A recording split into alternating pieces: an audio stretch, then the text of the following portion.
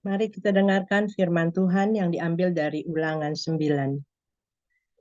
Dengarlah, hai orang Israel, engkau akan menyeberangi sungai Yordan pada hari ini untuk memasuki serta menduduki daerah bangsa-bangsa yang lebih besar dan lebih kuat daripadamu, yakni kota-kota besar yang kubu-kubunya sampai ke langit. Suatu bangsa yang besar dan tinggi, orang enak, yang kau kenal dan yang tentangnya kau dengar orang berkata, siapakah yang dapat bertahan menghadapi orang enak? Maka ketahuilah pada hari ini bahwa Tuhan Allahmu, dialah yang berjalan di depanmu laksana api yang menghanguskan. Dia akan memunahkan mereka dan dia akan menundukkan mereka di hadapanmu. Demikianlah engkau akan menghalau dan membinasakan mereka dengan segera, seperti yang dijanjikan kepadamu oleh Tuhan. Janganlah engkau berkata dalam hatimu, apabila Tuhan Allahmu telah mengusir mereka dari hadapanmu, karena jasa-jasakulah Tuhan membawa aku masuk menduduki negeri ini. Padahal karena kefasikan bangsa-bangsa itulah Tuhan menghalau mereka dari hadapanmu. Bukan karena jasa-jasamu atau karena kebenaran hatimu engkau masuk menduduki negeri mereka, tetapi karena kefasikan bangsa-bangsa itulah Tuhan Allahmu menghalau mereka dari hadapanmu, dan supaya Tuhan menepati janji yang diikrarkannya dengan sumpah kepada nenek moyangmu, yakni Abraham, Ishak, dan Yakub. Jadi ketahuilah bahwa bukan karena jasa-jasamu Tuhan Allahmu memberikan kepadamu negeri yang baik itu untuk diduduki. Sesungguhnya engkau bangsa yang tegar tengkuk. Ingatlah, janganlah lupa bahwa engkau sudah membuat Tuhan Allahmu gusar di padang gurun. Sejak engkau keluar dari tanah Mesir sampai kamu tiba di tempat ini, kamu menentang Tuhan. Di Horeb, kamu sudah membuat Tuhan gusar. Bahkan Tuhan begitu murka kepadamu hingga ia mau memunahkan kamu. Setelah aku mendaki gunung untuk menerima lolo batu, lolo perjanjian yang diikat Tuhan dengan kamu, maka aku tinggal 40 hari, 40 malam lamanya di gunung itu. Roti tidak kumakan dan air tidak kuminum. Tuhan memberikan kepadaku kedua loh batu yang ditelusuri jari Allah, di mana ada segala firman yang diucapkan Tuhan kepadamu di gunung itu dari tengah-tengah api pada hari perkumpulan. Sesudah lewat 40 hari 40 malam itu, maka Tuhan memberikan kepadaku kedua loh batu, loh-loh perjanjian itu. Lalu berfirmanlah Tuhan kepadaku, bangunlah, turunlah dengan segera dari sini, sebab bangsamu yang kau bawa keluar dari Mesir telah berlaku busuk. Mereka segera menyimpang dari jalan yang kuperintahkan kepada mereka. Mereka telah membuat patung tuangan. Lagi Tuhan berfirman kepadaku, telah kulihat bangsa ini dan sesungguhnya mereka adalah bangsa yang tegar tengkuk. Biarkanlah aku, maka aku akan memunahkan mereka dan menghapuskan nama mereka dari kolong langit. Tetapi daripadamu akan kubuat suatu bangsa yang lebih berkuasa dan lebih banyak daripada bangsa ini. Setelah itu berpalinglah aku lalu turun dari gunung yang sedang menyala itu dengan kedua loh perjanjian di kedua tanganku. Lalu aku menyaksikan bahwa sesungguhnya kamu telah berbuat dosa terhadap Tuhan Allahmu. Kamu telah membuat suatu anak lembu tuangan. Kamu telah segera menyimpang dari jalan yang diperintahkan Tuhan kepadamu. Maka aku peganglah kuat-kuat kedua loh itu. Kulemparkan dari kedua tanganku. Kupecahkan di depan matamu. Sesudah itu aku sujud di hadapan Tuhan 40 hari 40 malam lamanya seperti yang pertama kali. Roti tidak kumakan dan air tidak kuminum. Karena segala dosa yang telah kamu perbuat, yakni kamu melakukan apa yang jahat di mata Tuhan, sehingga kamu menimbulkan sakit hatinya. Sebab aku gentar karena murka dan kepanasan amarah yang ditimpakan Tuhan kepadamu, sampai ia mau memunahkan kamu. Tetapi sekali ini pun Tuhan mendengarkan aku. Juga kepada Harun, Tuhan begitu murka, hingga ia mau membinasakannya. Maka pada waktu itu aku berdoa untuk Harun juga. Tetapi hasil perbuatanmu yang berdosa, yakni anak lembu itu, kuambil, kubakar, kuhancurkan, dan kugiling baik-baik sampai halus menjadi abu. Lalu abunya kulemparkan ke dalam sungai yang mengalir turun dari gunung. Juga di Tabera, di Masa, dan di Kibrat Tawa, kamu selalu membuat Tuhan gusar. Dan ketika Tuhan menyuruh kamu pergi dari Kadesi Barnea dengan berfirman, majulah dan dudukilah negeri yang kuberikan kepadamu itu. Maka kamu menentang titah Tuhan Allahmu. Kamu tidak percaya kepadanya dan tidak mendengarkan suaranya. Bahkan kamu menentang Tuhan sejak aku mengenal kamu. Maka aku sujud di hadapan Tuhan 40 hari 40 malam lamanya aku sujud. Karena Tuhan telah berfirman akan memunahkan kamu. Dan aku berdoa kepada Tuhan. Kataku, ya Tuhan Allah, janganlah musnahkan umat milikmu sendiri, yang kau tebus dengan kebesaranmu, dan yang kau bawa keluar dari Mesir dengan tangan yang kuat.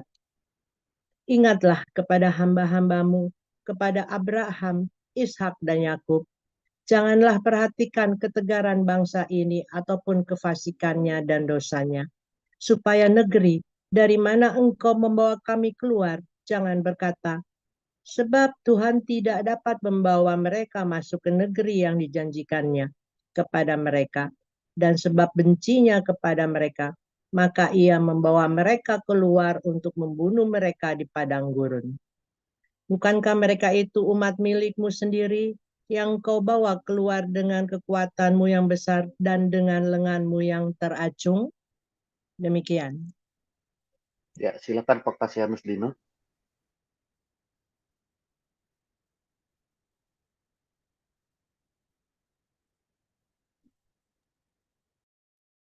Efesus pasal 6, hai anak-anak, taatilah orang tuamu di dalam Tuhan, karena haruslah demikian.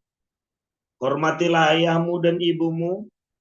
Ini adalah suatu perintah yang penting seperti yang nyata dari janji ini, supaya kamu berbahagia dan panjang umurmu di bumi.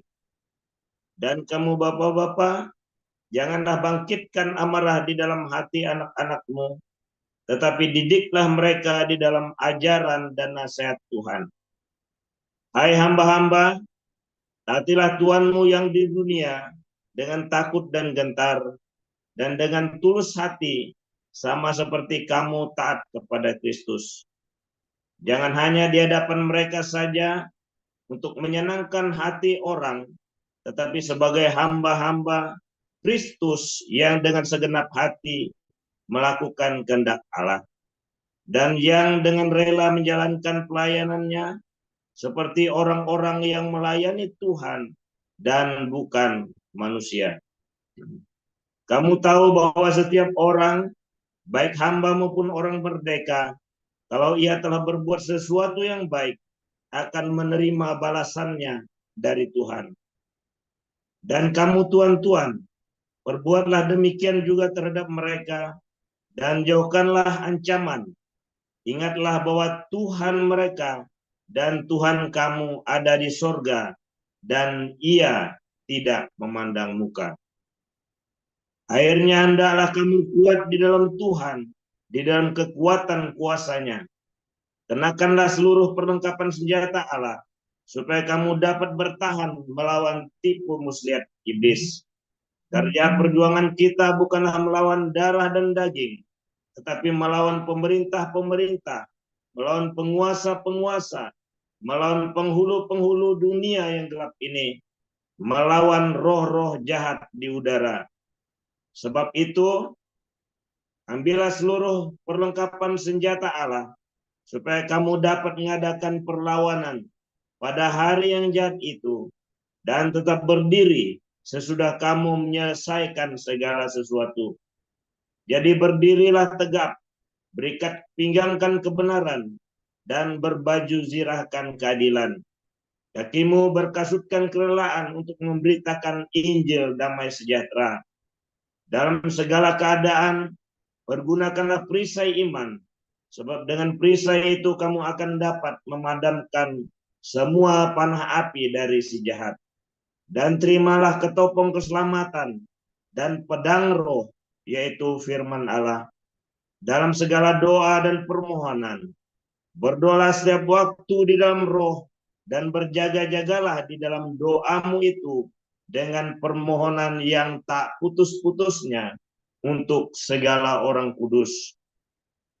Juga untuk aku, supaya kepadaku jika aku membuka mulutku, dikaruniakan perkataan yang benar, agar dengan keberanian aku memberitakan rahasia Injil, yang kulayani sebagai utusan yang dipenjarakan.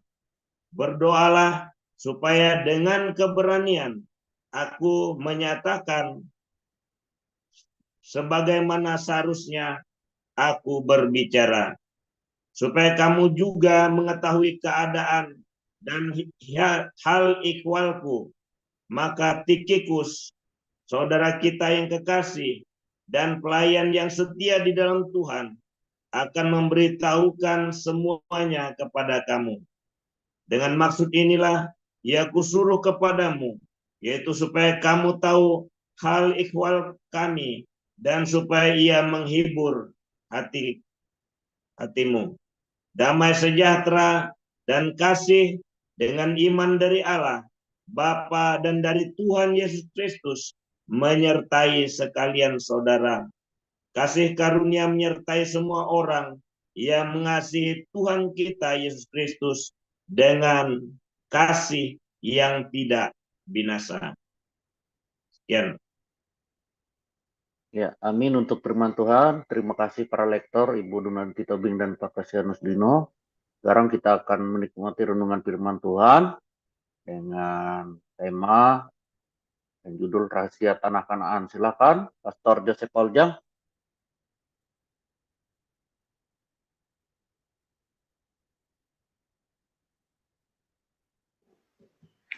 Haleluya, firman Tuhan selalu baru setiap hari ketika kita menantikan Tuhan dengan penuh cinta, dengan pengharapan yang teguh, jangan goyang, dengan hati yang tulus ya.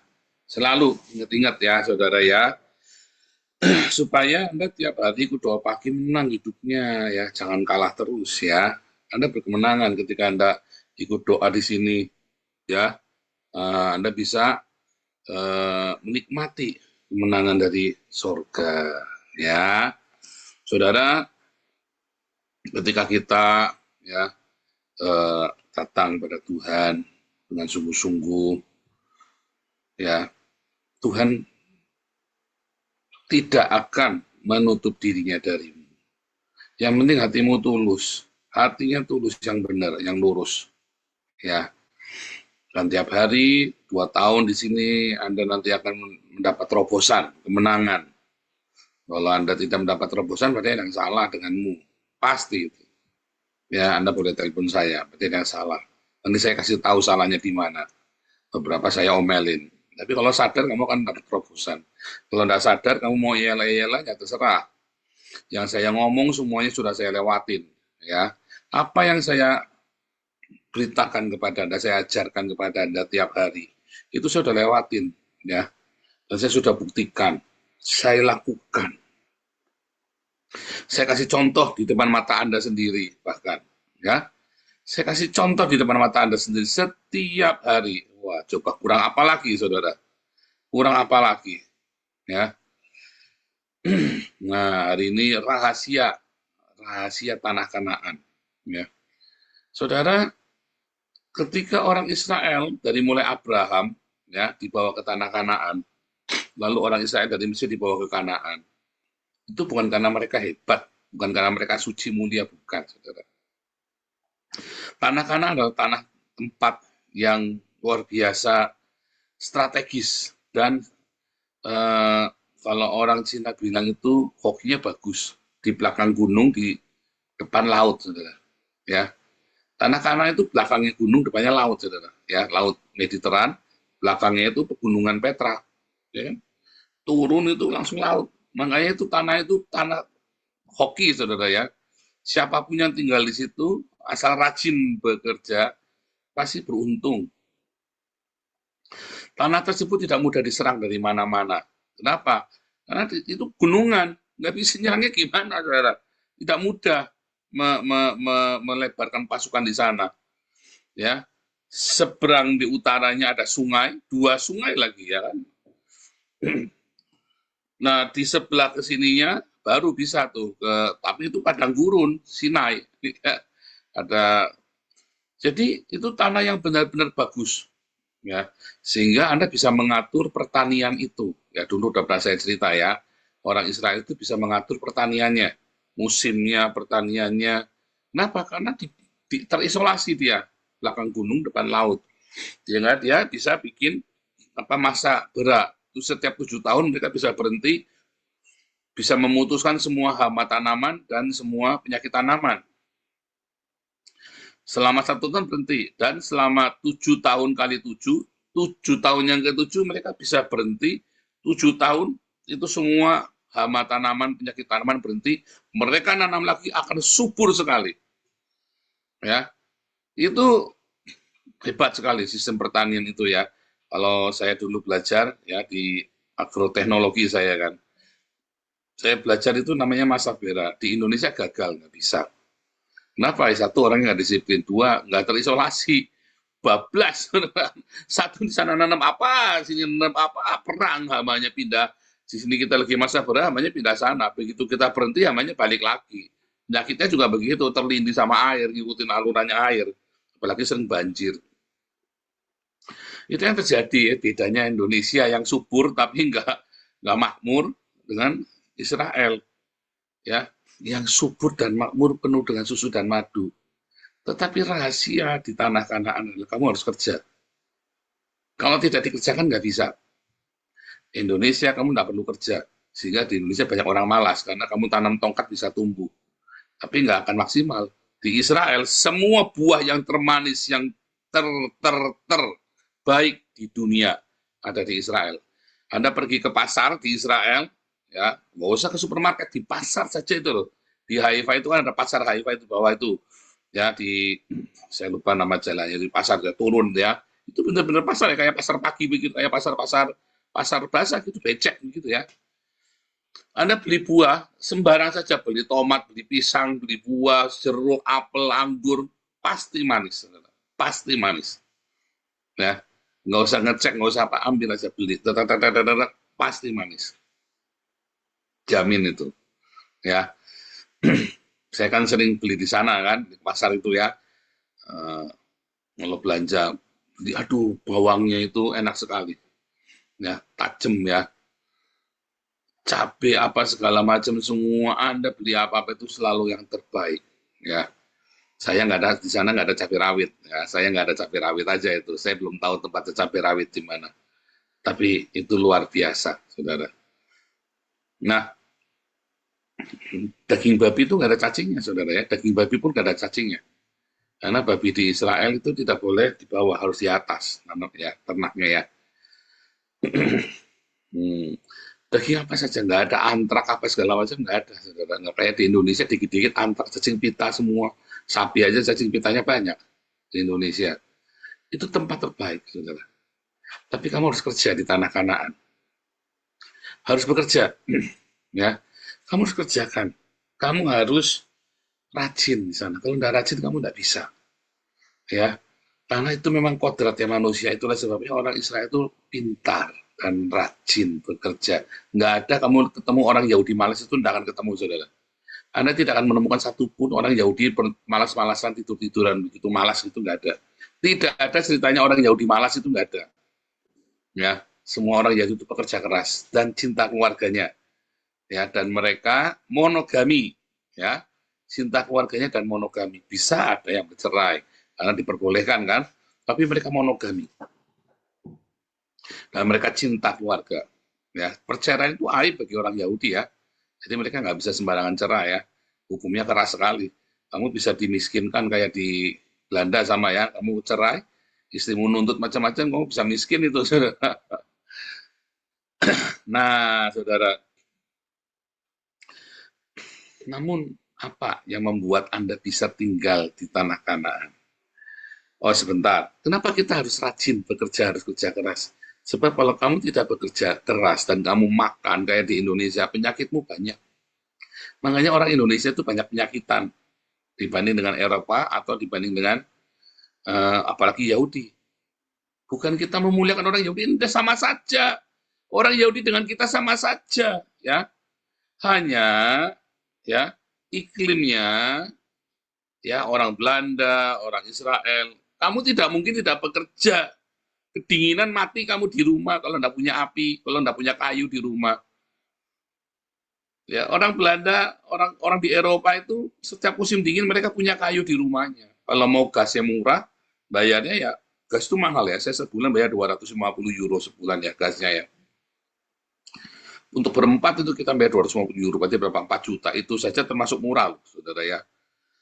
Nah, saudara, kalau mau murah, maka saya bikin tungku pakai kayu, ya. Saya kudu nyari kayu, kudu bawain kayu, nggak ada tukang kayu lewat, kayu nggak ada, saudara. Anda kudu pergi cari ke sana perkebunan, cari ngangkut kayu sendiri, Anda kudu belah sendiri, masuk sini, ya. Bahwa ditata yang rapi, mereka punya tempat ini buat tunggu, ya. Iklimnya, tetapi kalau kamu kerjakan pasti sukses, pasti berhasil. Di Belanda itu, waduh, saudara, eksportir pertanian, salah satu eksportir yang terbaik ya di dunia. Nah, Indonesia mau ekspor apa? Padahal katanya tongkat pun bisa tumbuh. Nah, tanahnya terkutuk di Indonesia itu.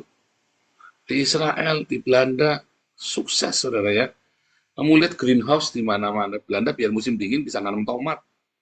Ada greenhouse di mana-mana. Ya, luar biasa. Saya bukan memuji-muji, saya bukan orang yang mulia, bukan. Tetapi iklimnya dia membuat orang itu harus rajin. Nah, rajin beku di dalam, beku di rumah. Ada pemanasnya itu, ada temennya Miracle anak saya itu ya. Ada orang tuanya kan imigran ya, dia kan imigran juga dari Syria.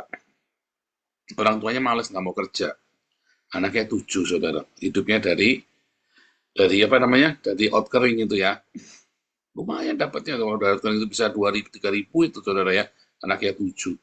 Tapi ajaib ya, bisa nggak ada heaternya rumahnya, ternyata listriknya beberapa bulan nggak dibayar, diputus. Akhirnya dia nggak ada, dia kedinginan di dalamnya. Kasihan katanya, dia balik kedinginan. Hah? Saya sampai bingung ya, diceritain. Bisa, saudara, karena nggak mau kerja, males. Harusnya kan dia bisa kan, dia beli tungku, dibikin itu ya, pakai kayu, itu saja males, saudara. Ya biasa di Arab. Ya kan? Nggak bisa nggak cari kayu bakar, sekarang disuruh cari kayu bakar, ya mumet, saudara. Ya, nah, Anda sekarang kalau di Indonesia, Anda nggak perlu kerja, ya kan? Anda sedikit bekerja, banyak orang baik yang suka ngasih, mendingan minta-minta. Nah, disitulah masalahmu, saudara. Kalau kamu makan terus tidak bekerja, kamu sakitnya banyak nanti. Ajaib ya. Kenapa orang Israel umurnya panjang? Kenapa orang Belanda umurnya panjang? Karena mereka bekerja. Kalau kamu tidak bekerja, kamu makan terus, umurmu pendek. Udah simple. Penyakitnya banyak. Jadi, apa yang kamu makan jadi kutuk. Ya kan, bahasa kliniknya kan kutuk kan. Kamu makan jadi kutuk. Kalau kamu tidak bekerja, apapun yang kamu makan, apapun yang kamu telan jadi kutuk. Kalau kamu bekerja, walaupun capek, apapun yang kamu makan jadi berkat. Karena Tuhan menciptakan manusia untuk bekerja. Ingat pemuridan ya. Tuhan menciptakan manusia itu untuk bekerja. Supaya kamu bekerja, mengelola, mengusahakan bumi ini. Jadi kalau kamu tidak bekerja, apapun yang kamu makan jadi kutub. Ya, serius saudara ya. Nah, itulah rahasia Kanaan. Mengapa tanah Kanaan menjadi penuh susu dan madu? Ya, tanah yang penuh susu dan madu. Waktu dibawa anggurnya besar-besar katanya ya. Itu dari zaman dulu, saudara. Dari zaman sebelum Israel di sana. Ya, Yosua dan Kaleb, 12 pengintai yang bawa itu ya anggurnya gede-gede ya. Buahnya semuanya luar biasa ya, saudara ya. Itu penuh susu dan madu. Ya, tanah yang amat subur. Luar biasa ya. Bahkan buat peternak pun subur.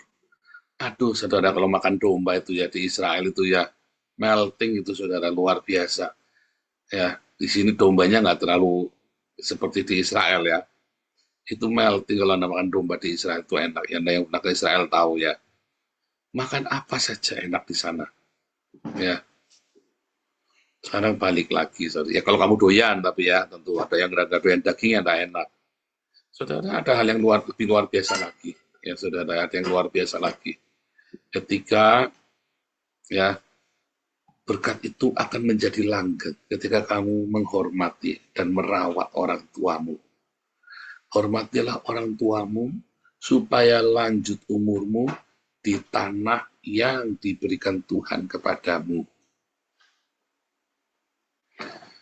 Di tanah Kanaan itu, ya, kalau kamu menghormati orang tuamu, maka kamu akan diberkati. Maka kamu akan diberi umur yang panjang, bukan cuma berkat, tetapi umur yang panjang. Karena setiap orang merawat orang tuanya, maka anaknya melihat kamu merawat orang tuamu, dan anakmu akan merawat kamu, bukan taruh di panti jompo. Karena kamu merawat orang tuamu. Umurnya panjang. Anak-anak dengan sukacita merawat orang tuanya. Ya, saya senang ya merawat mami ya. Merawat mami saya dulu saya senang. Ini mertua saya lah, kita layu-layu biar ke sini, cuman takut naik pesawat ya. Susah. Nanti saya juga sedih juga mertua saya.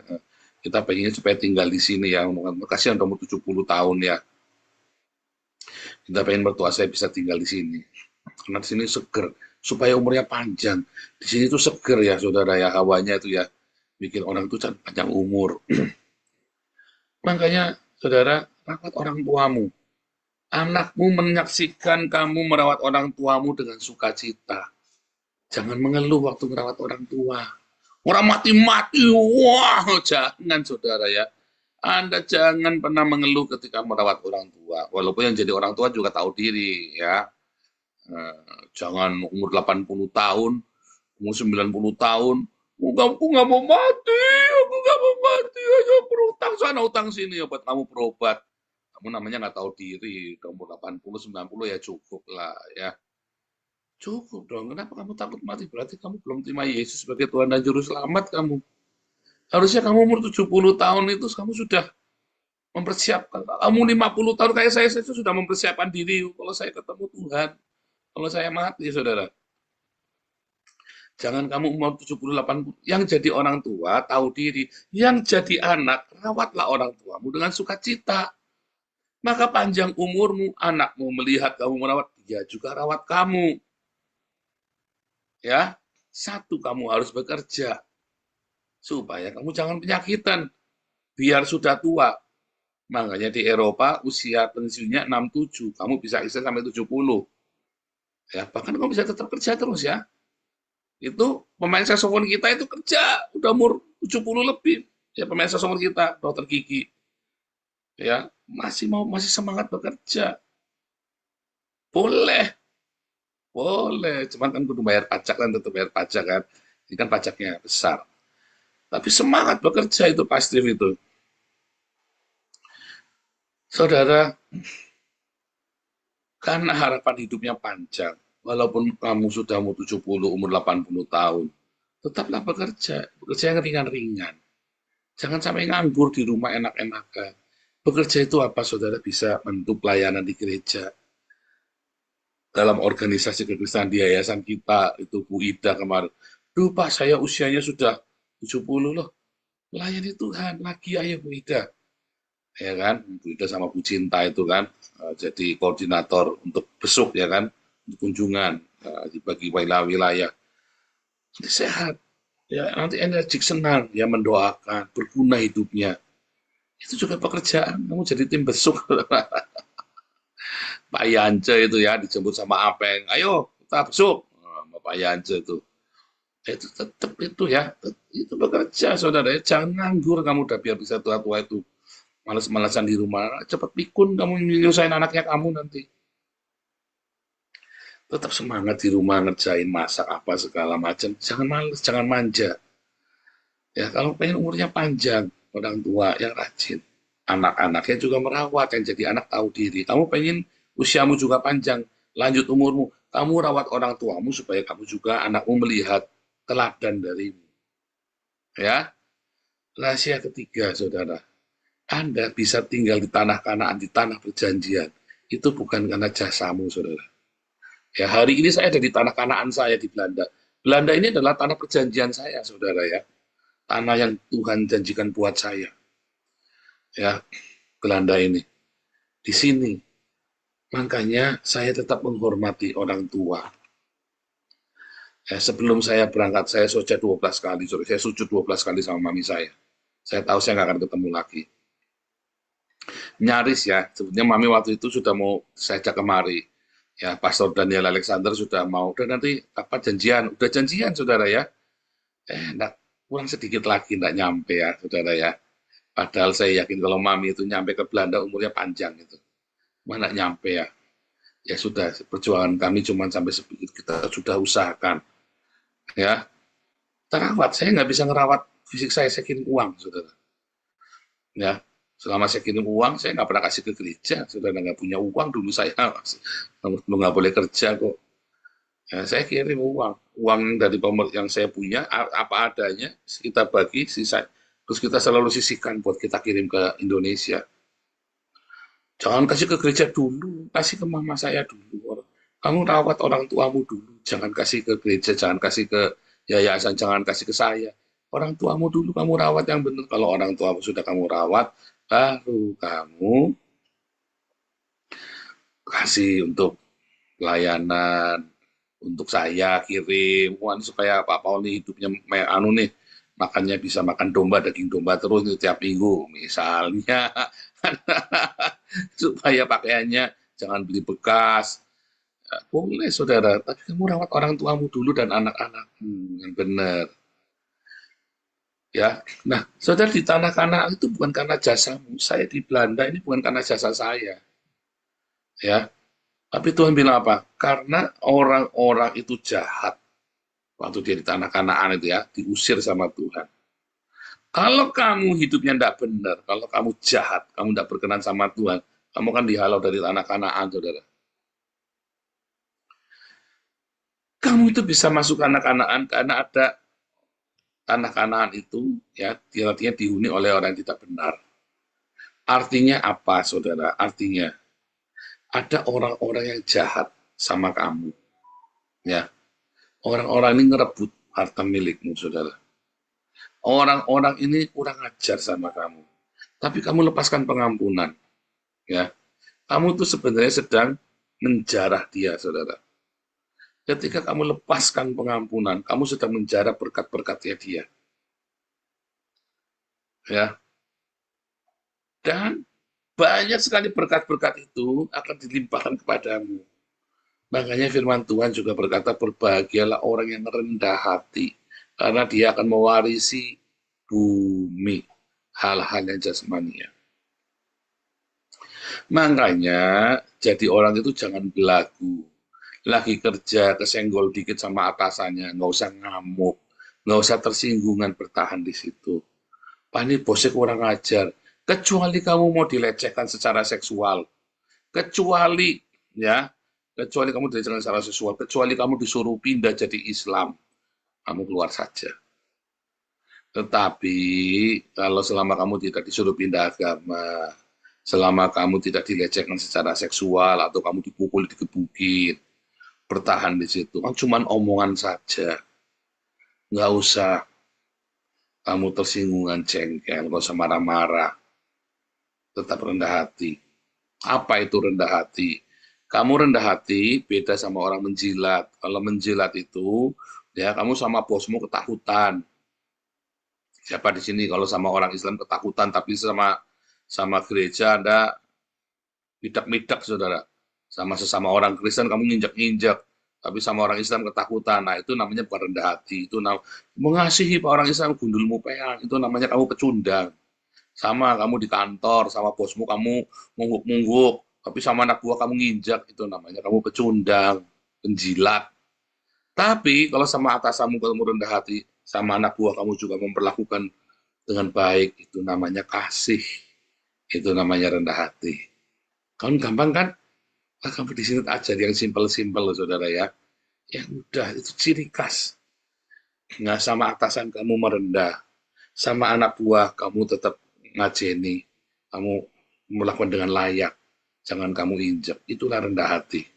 Kan kelihatan kalau di kantor kamu rendah hati, apa kamu pecundang atau kamu penjilat, ya kan? Oh sama, orang Kristen juga sama.